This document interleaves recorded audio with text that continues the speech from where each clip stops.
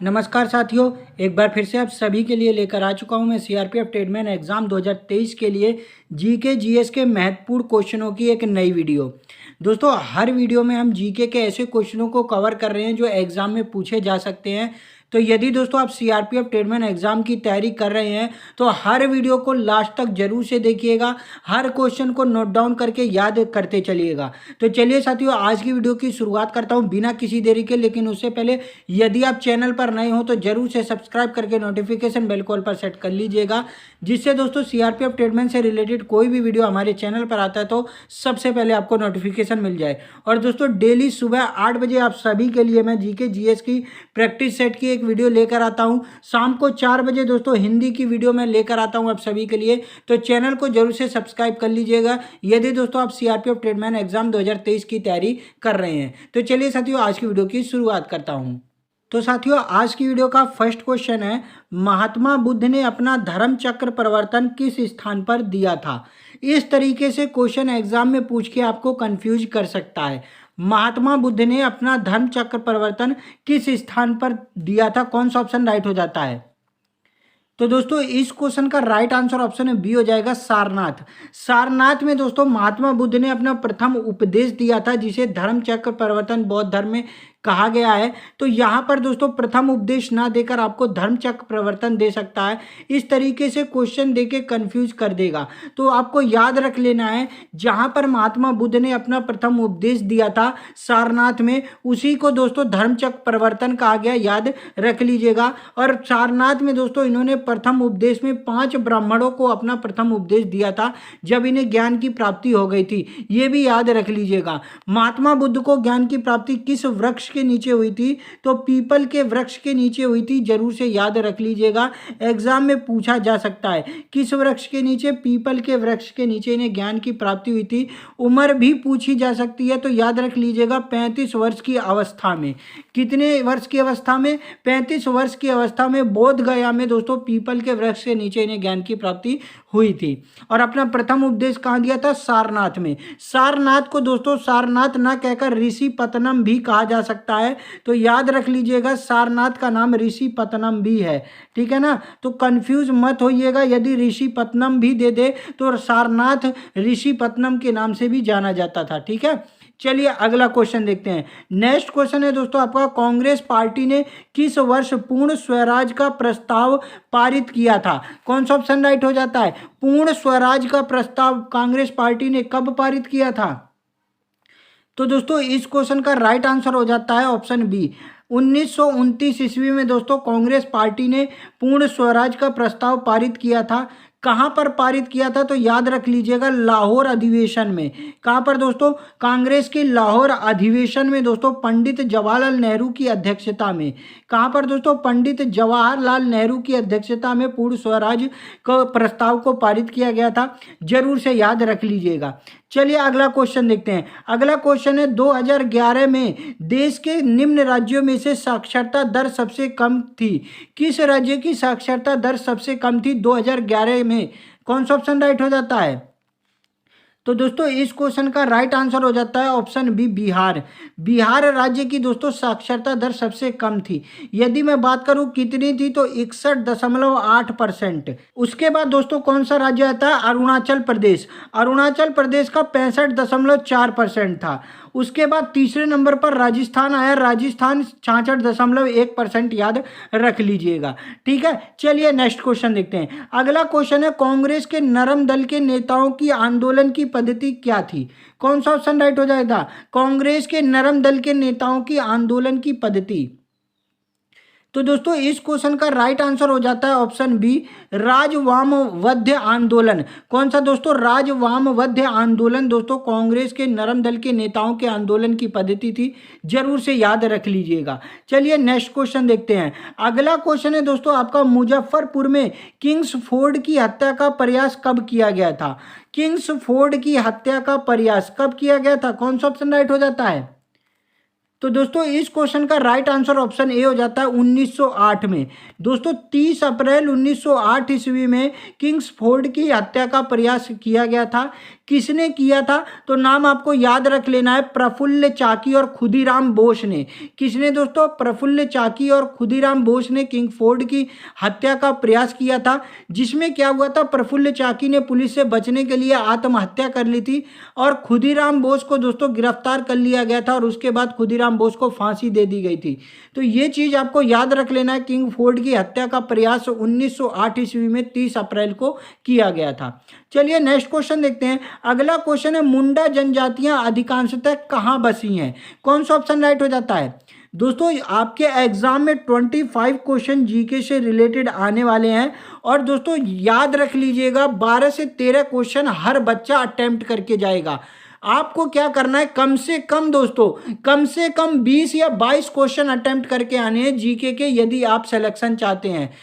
ठीक है ना दोस्तों। यदि आप 20 क्वेश्चन भी ना अटेम्प्ट कर पाए तो 18 क्वेश्चन तो आपको 100% दोस्तों अटेम्प्ट करके आने ही आने हैं। तो ये लड़ाई दोस्तों हमारी क्या है, 18 क्वेश्चनों की है। ठीक है ना। ज़्यादातर बच्चे 12-13 क्वेश्चन अटेम्प्ट कर लेते हैं कोई भी एग्जाम हो, लेकिन लड़ाई दोस्तों यहीं 18, 20, 22 बच्चों के बीच में होती है। तो वही लड़ाई में आपको शामिल होना है। कम से कम दोस्तों 18-22 क्वेश्चन अटेम्प्ट करके आइएगा जीके में। प्रैक्टिस करते रहिएगा, प्रैक्टिस से सभी चीज़ें आपको याद रहेंगी, जिससे दोस्तों आप ज़्यादा से ज़्यादा क्वेश्चन अटेम्प्ट कर सकते हैं। ठीक है ना।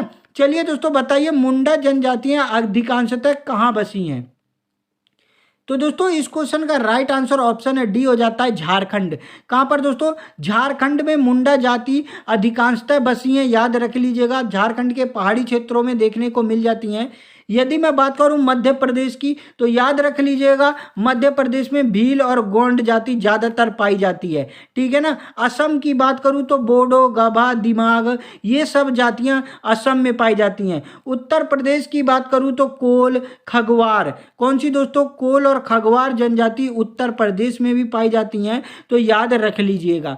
चलिए अगला क्वेश्चन देखते हैं। अगला क्वेश्चन है दोस्तों आपका, समुद्री जल की लवणता घटती है जब? कौन सा ऑप्शन राइट हो जाएगा? तो दोस्तों इस क्वेश्चन का राइट आंसर ऑप्शन है डी हो जाता है, समुद्री जल की लवणता घटती है जब अधिक वर्षा होती है। अधिक वर्षा होने से समुद्र में जल का बढ़ना समुद्र जल की लवणता को घटाता है। याद रख लीजिएगा। ठीक है ना।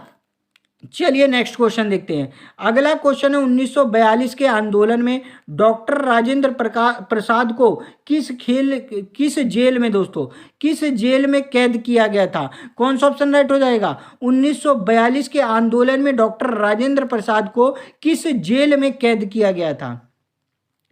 तो दोस्तों इस क्वेश्चन का राइट आंसर हो जाता है ऑप्शन ए, बांकीपुर जेल। कौन सा दोस्तों? बांकीपुर जेल में दोस्तों डॉक्टर राजेंद्र प्रसाद को रखा गया था। बांकीपुर जेल है कहाँ पर? पटना में। पटना बिहार में दोस्तों बांकीपुर जेल है, याद रख लीजिएगा। हजारीबाग जेल की बात करूं तो जयप्रकाश नारायण को हजारीबाग जेल में रखा गया था। जयप्रकाश नारायण ने क्या किया था दोस्तों? जेल की दीवार तोड़कर भाग भी गए थे। याद रख लीजिएगा। ठीक है। चलिए अगला क्वेश्चन देखते हैं। अगला क्वेश्चन है, ओजोन परत क्या बताता है? ओजोन परत क्या बताता है? कौन सा ऑप्शन राइट हो जाएगा? तो दोस्तों इस क्वेश्चन का राइट आंसर हो जाता है ऑप्शन है डी, पृथ्वी की सतह से 15-20 किलोमीटर ऊपर में वायुमंडल की परत है ओजोन परत दोस्तों बताता है। ठीक है ना। यहाँ पर क्या होती है, पराबैंगनी किरणों से सूर्य की पराबैंगनी किरणों से ओजोन परत हमारी रक्षा करता है। ठीक है। समताप मंडल में देखने को मिल जाता है ओजोन परत, तो याद जरूर से रख लीजिएगा। चलिए अगला क्वेश्चन देखते हैं। क्वेश्चन नंबर 10, हुमायूं द्वारा लड़े गए 4 प्रमुख युद्धों का तिथि अनुसार सही क्रम अंकित करें। कौन सा ऑप्शन राइट हो जाता है? हुमायूं ने जितने भी युद्ध लड़े हैं इन ऑप्शन में से उनको तिथि अनुसार आपको सही क्रम में अंकित करना है। दोस्तों एग्जाम में क्वेश्चन कैसे देखने को मिलेंगे? थोड़े से लॉन्ग क्वेश्चन देखने को मिलेंगे, जिसमें दोस्तों आपको पढ़ने में टाइम लग जाएगा। ठीक है ना। अब देखिए ऐसा क्वेश्चन आप पढ़ेंगे तो आपको टाइम लगेगा, आपको सोचना पड़ेगा कि कौन सा युद्ध हुमायूं ने कब लड़ा था। ऐसे क्वेश्चन एग्जाम में देखने को मिलते हैं। तो बताइए कौन सा ऑप्शन राइट हो जाता है? तो दोस्तों इस क्वेश्चन का राइट आंसर ऑप्शन डी हो जाता है, देवरा चौसा कन्नौज युद्ध। दोस्तों देवरा का युद्ध हुमायूं ने 1532 में लड़ा था। चौसा का युद्ध हुमायूं ने 1539 में लड़ा था।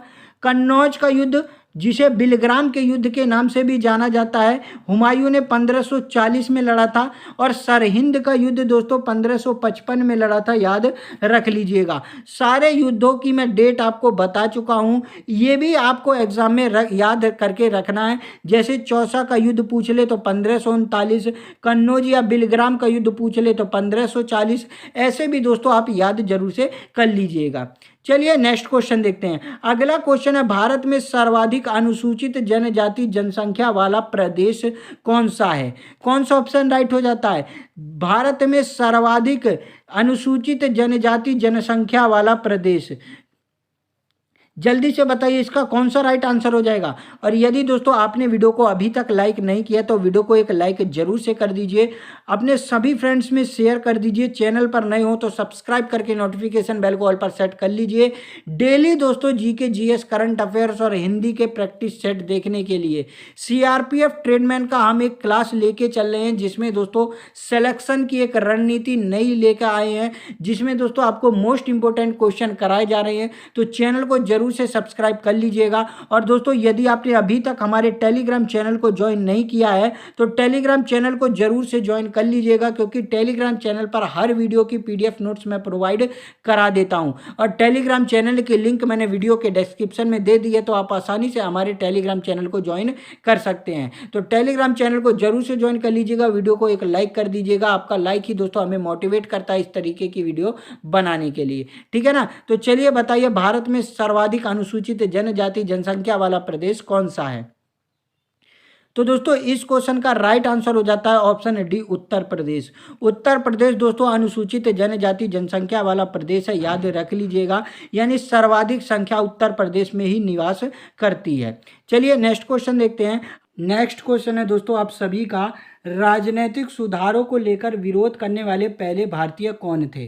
कौन सा ऑप्शन राइट हो जाता है? राजनीतिक सुधारों को लेकर विरोध करने वाले। तो दोस्तों इस क्वेश्चन का राइट आंसर हो जाता है ऑप्शन डी, बाल गंगाधर तिलक। बाल गंगाधर तिलक दोस्तों राजनीतिक सुधारों को लेकर विरोध करने वाले पहले भारतीय थे। और याद रख लीजिएगा, जब साइमन कमीशन आया था तब बाल गंगाधर तिलक का अहम रोल था, ठीक है ना। चलिए नेक्स्ट क्वेश्चन देखते हैं। अगला क्वेश्चन है दोस्तों, संसार में सर्वाधिक नगरीकृत देश कौन सा है?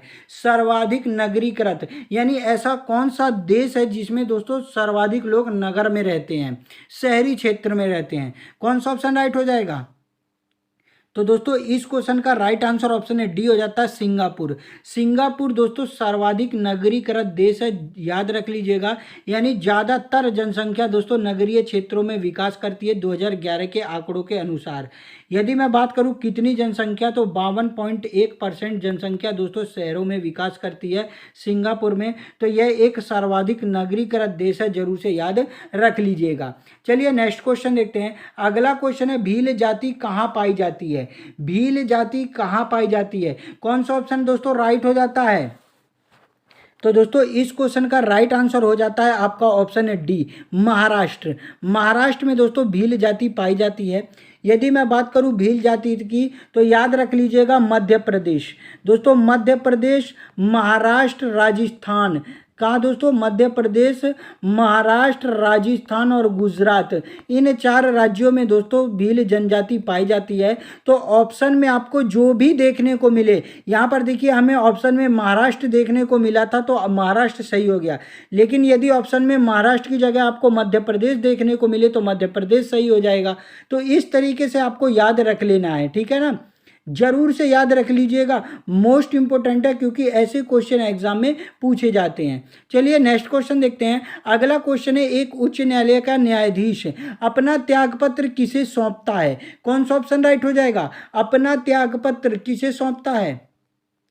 तो दोस्तों इस क्वेश्चन का राइट आंसर ऑप्शन ये हो जाता है राष्ट्रपति। एक उच्च न्यायालय का न्यायाधीश राष्ट्रपति को अपना त्यागपत्र सौंपता है। यदि मैं आर्टिकल की बात करूं तो आर्टिकल दोस्तों याद रख लीजिएगा 217(1). 217(1) के तहत दोस्तों उच्च न्यायालय का न्यायाधीश अपना त्यागपत्र राष्ट्रपति को सौंपता है, जरूर से याद रख लीजिएगा। चलिए नेक्स्ट क्वेश्चन देखते हैं। अगला क्वेश्चन है, भारतीय संविधान में कितनी भाषाओं को क्षेत्रीय भाषा के रूप में मान्यता प्राप्त है? कौन सा ऑप्शन राइट हो जाता है? तो इसका काफ़ी आसान आंसर है, लेकिन क्वेश्चन दोस्तों एग्जाम में पूछा जाता है तो इसलिए इंपॉर्टेंट क्वेश्चन हो जाता है।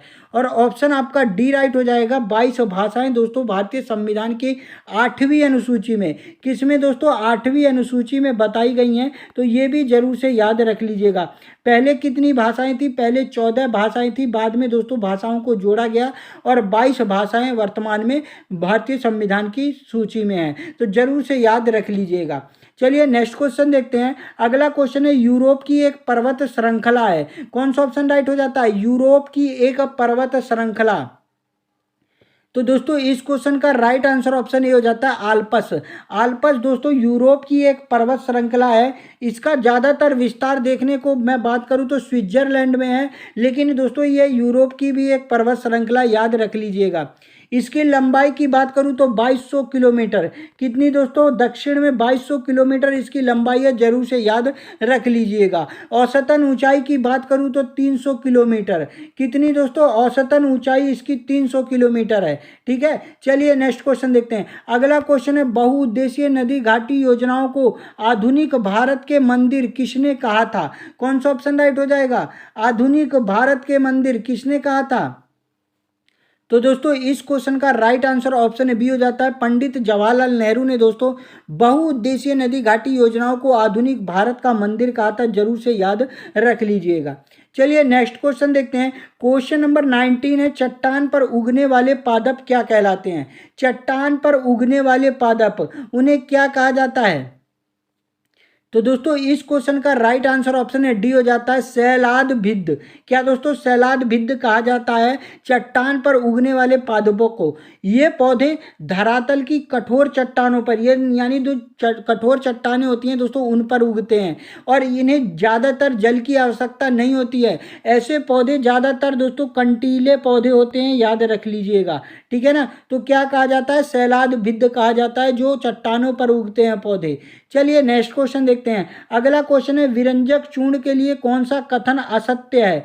विरंजक चूर्ण के लिए कौन सा कथन असत्य है? कौन सा ऑप्शन राइट हो जाएगा? तो यहाँ पर दोस्तों आपका ऑप्शन ए राइट हो जाता है, जल में अधिक विलय होता है। दोस्तों ये कथन असत्य दिया गया है। यदि मैं बात करूँ विरंजक चूर्ण की, तो क्लोरीन जब सूक्ष्म बुझे हुए चूने से क्रिया करके विरंजक चूर्ण बनाती है। कौन दोस्तों? क्लोरीन, याद रख लीजिएगा।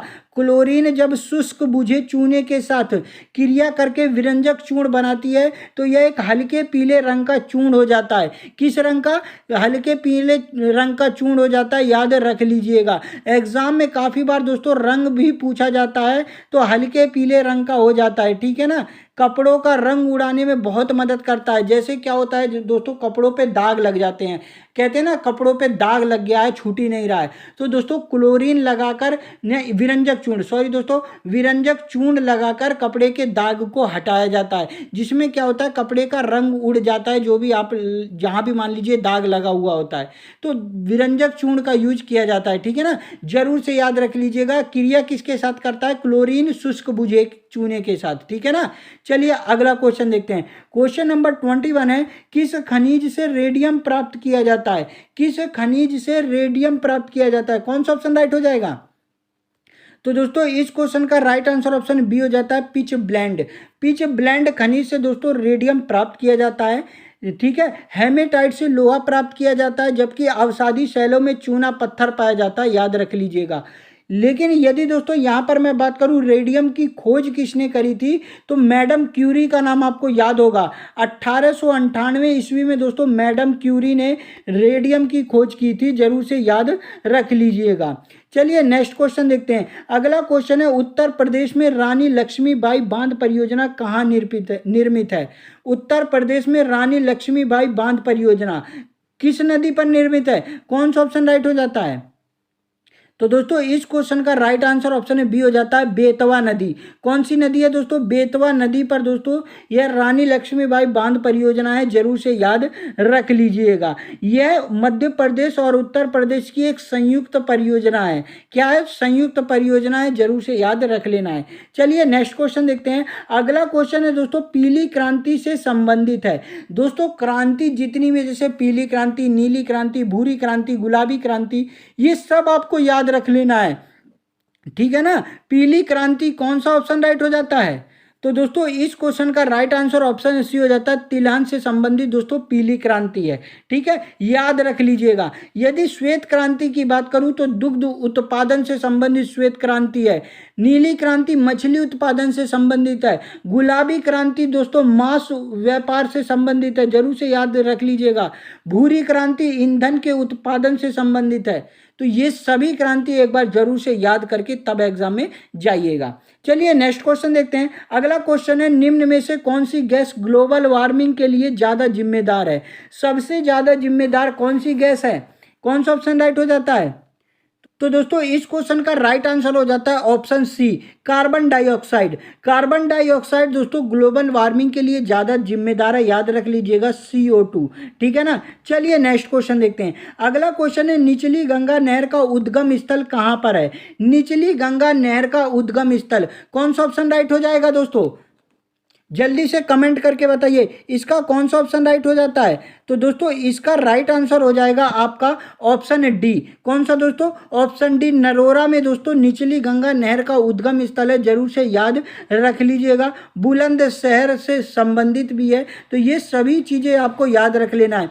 निचली गंगा नहर किन मतलब शहरों को प्रभावित करती है, लाभ मिलता है दोस्तों? तो बुलंदशहर, अलीगढ़, एटा, मैनपुरी, फिरोजाबाद, कानपुर, फर्रुखाबाद, फतेहपुर, इलाहाबाद, ये सभी दोस्तों ऐसे शहर हैं जिनसे दोस्तों निचली गंगा नहर को लाभ मिलता है, तो जरूर याद रख लीजिएगा निचली गंगा नहर का लाभ मिलता है। चलिए नेक्स्ट क्वेश्चन देखते हैं। अगला क्वेश्चन है एयरलाइंस गोल्ड कप का संबंध किससे है? एयरलाइंस गोल्ड कप का कौन सा ऑप्शन राइट हो जाता है? तो दोस्तों इस क्वेश्चन का राइट आंसर ऑप्शन सी हो जाता है फुटबॉल। फुटबॉल से संबंधित है दोस्तों एयरलाइंस गोल्ड कप, जरूर से याद रख लीजिएगा। फुटबॉल से संबंधित अन्य कप भी एग्जाम में पूछे जाते हैं, जैसे फीफा कप पूछा जाता है, क्लब कप पूछा जाता है, UFA कप पूछा जाता है, प्रेसिडेंट कप पूछा जाता है, मर्डेका कप पूछा जाता है। तो ये सभी दोस्तों किससे संबंधित है? फुटबॉल से संबंधित है, याद रख लीजिएगा। चलिए नेक्स्ट क्वेश्चन देखते हैं। अंतरिक्ष विज्ञान अनुसंधान और विकास का श्रेय किसे जाता है? कौन सा ऑप्शन राइट हो जाता है? अंतरिक्ष विज्ञान एवं अनुसंधान का श्रेय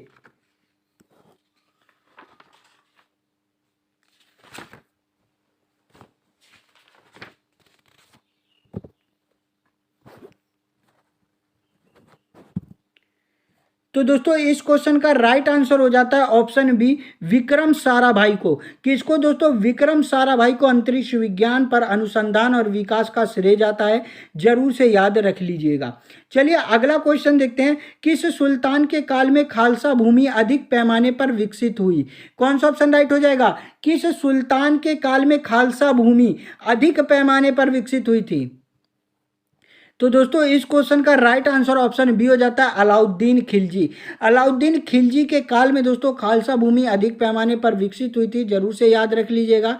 अलाउद्दीन खिलजी की बात करूं तो सेना को नगद वेतन देना शुरू किया था इसी ने, स्थायी सेना रखनी शुरू करी थी, सभी सैनिकों का हुलिया लिखना शुरू किया था, ठीक है ना। ये सभी चीज़ें आपको याद रख लेना है अलाउद्दीन खिलजी से रिलेटेड। चलिए अगला क्वेश्चन देखते हैं। Question number 29। उस नदी का नाम क्या है जिसके तट पर फ्रांस की राजधानी पेरिस नगर बसा हुआ है? कौन सा ऑप्शन राइट हो जाता है?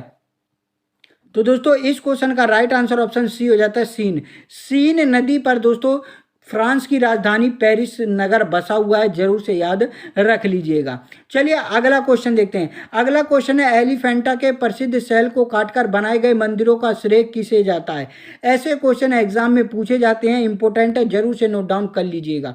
तो इसका कौन सा ऑप्शन राइट हो जाता है? इसका आंसर दोस्तों आप सभी को HW में करके बताना है, आप सभी के लिए HW है। कमेंट करिएगा इसका आंसर। वीडियो अगर अच्छी लगी हो तो एक लाइक जरूर से कर दीजिएगा, अपने सभी फ्रेंड्स में शेयर कर दीजिएगा, चैनल पर नए हो तो सब्सक्राइब करके नोटिफिकेशन बेल कॉल पर सेट कर लीजिएगा। और दोस्तों आप सभी के लिए बता दूं, मैंने एक नया कार्टून वीडियो का चैनल स्टार्ट किया है। यदि दोस्तों आपको कार्टून वीडियो देखना पसंद हो तो एक बार हमारे उस चैनल पर जरूर से जाइएगा, कार्टून वीडियो देखिएगा। अगर अच्छी लगे तो कमेंट जरूर से करिएगा। जैसे दोस्तों आप अपना प्यार और सपोर्ट मेरे इस चैनल पर देते हैं, उस चैनल पर अपना प्यार और सपोर्ट जरूर से दीजिएगा। मैंने कार्टून वीडियो की जो लिंक है वीडियो के डिस्क्रिप्शन में दे दी है, तो जरूर से एक बार उस चैनल पर आप जाइएगा, ठीक है ना। तो चलिए दोस्तों, मिलता हूं नेक्स्ट वीडियो में, तब तक के लिए जय हिंद, जय भारत दोस्तों।